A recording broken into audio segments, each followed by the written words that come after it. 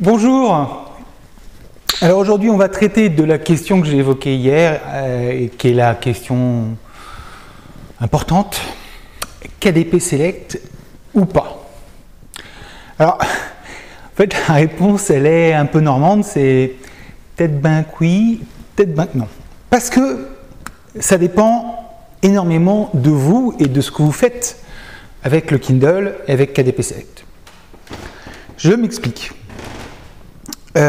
Bon, il faut se rendre compte que parmi tous les gens qui publient sur Kindle et qui ont donc à se poser la question de savoir s'ils vont sur KDP Select, vous aurez autant de personnes que d'opinions sur KDP Select. C'est... Bon, il y a des gens qui trouvent que c'est bien d'avoir des options de gratuité, il y a des gens qui trouvent que c'est bien d'avoir l'exclusivité, mais il y a aussi des gens qui trouvent le contraire. Donc, tout le monde peut trouver en fait ce qu'il veut dans KDP Select. Et il n'y a pas d'opinion arrêtée et il n'y a pas de conclusion définitive. Ça dépend énormément de ce que vous faites, de comment vous le faites et des résultats que vous obtenez. Donc, ce qui est important avec KDP Select, c'est de faire des tests, d'expérimenter et de voir vous-même ce que ça vous apporte, si c'est bon ou si c'est mauvais. Il y a un premier cas de figure qui est assez simple, qui est le cas de figure de quelqu'un qui ne publie que sur Kindle.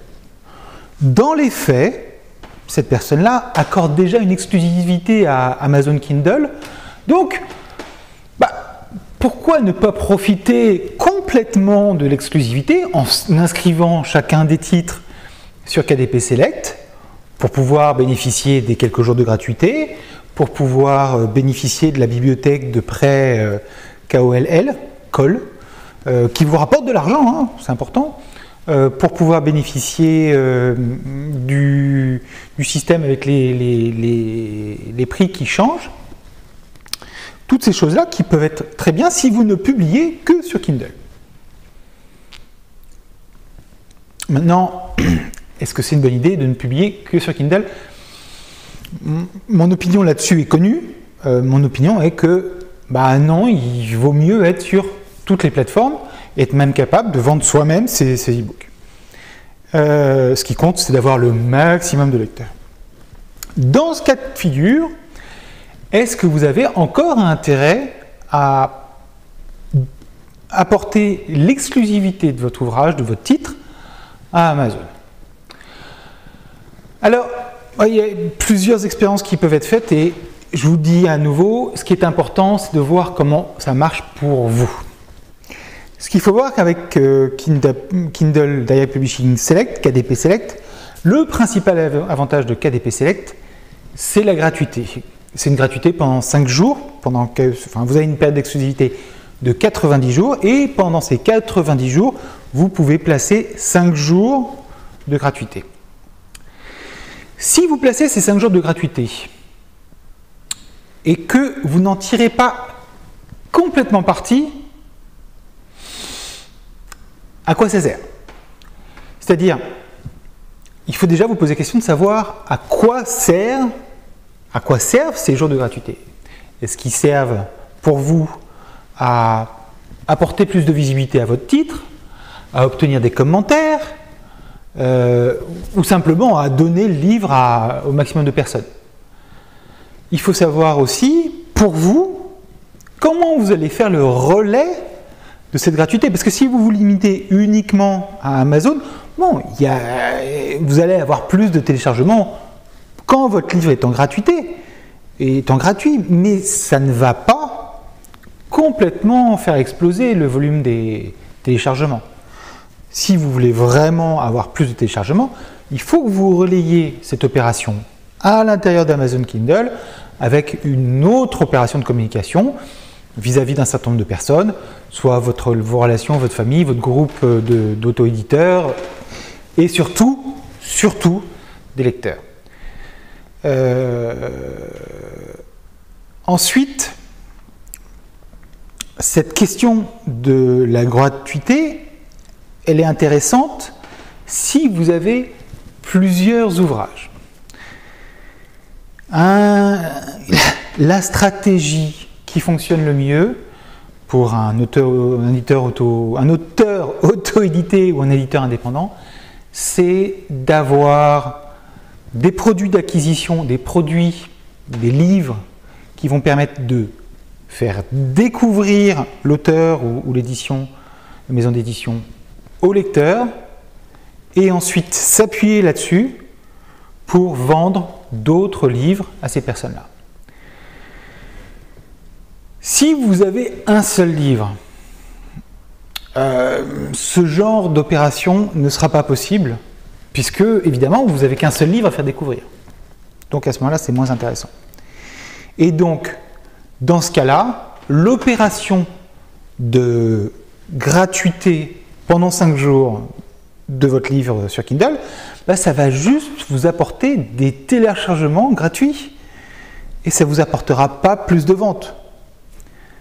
Donc, je le répète une fois encore, quand vous faites cette opération, demandez particulièrement aux gens d'apporter des commentaires, de parler de votre livre ailleurs. Faites en sorte que ce ne soit pas qu'un coup d'épée dans l'eau et que ce soit quelque chose sur lequel vraiment vous allez pouvoir vous appuyer.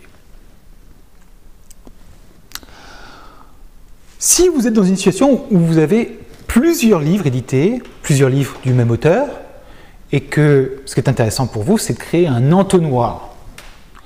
Et bien dans ce cas-là, je suis désolé de le dire, mais KDP Select, c'est pas très intéressant. Il vaut mieux être sur l'ensemble des plateformes, parce que de toute façon, ce qui est intéressant, c'est d'avoir le maximum de lecteurs, donc d'aller chercher les 50 à 60% de gens qui lisent sur Kindle, mais aussi les 40 ou 30 ou 25 même % autres qui lisent sur Kobo, sur iBooks, qui achètent leurs livres sur chapitre, qui les téléchargent en direct, etc., etc. Et ce qu'il y a par ailleurs comme avantage avec ces plateformes-là, c'est que en fait, il y a une chose merveilleuse qui est la concurrence entre Amazon et les autres boutiques.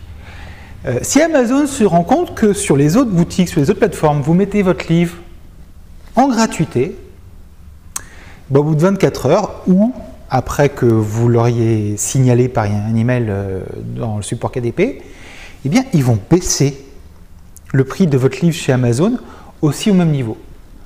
Donc, vous pouvez vous retrouver dans une situation où vous créez un permafree. Permafree, ça veut dire gratuit de manière permanente. C'est un ouvrage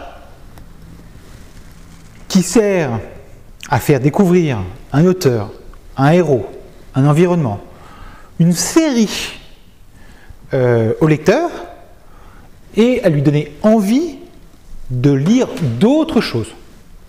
D'autres choses dans la même série avec des épisodes ou d'autres choses avec les mêmes personnages, des romans différents. Voilà. Et ça, vous pouvez le faire quand vous n'êtes pas dans KDP Select, parce qu'en n'étant pas dans KDP Select, vous pouvez avoir des nouvelles, vous pouvez avoir des romans de démarrage, vous pouvez avoir tout un ensemble de choses gratuites, et ça touchera aussi le Kindle.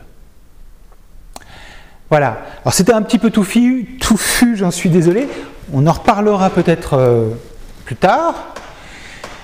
Mais en conclusion, ce qui est important, comme je le disais, c'est de voir par rapport à votre situation, les livres que vous avez, la manière dont vous éditez ces livres, le public que vous avez, si KDP Select est intéressant pour vous ou pas. Et la meilleure manière de le savoir, c'est de tester, de vérifier comment ça marche pour vous et quel est l'impact si vous sortez de KDP Select pour publier sur d'autres plateformes. Voilà, j'espère que c'était intéressant. Je vous remercie, puis à bientôt. Au revoir.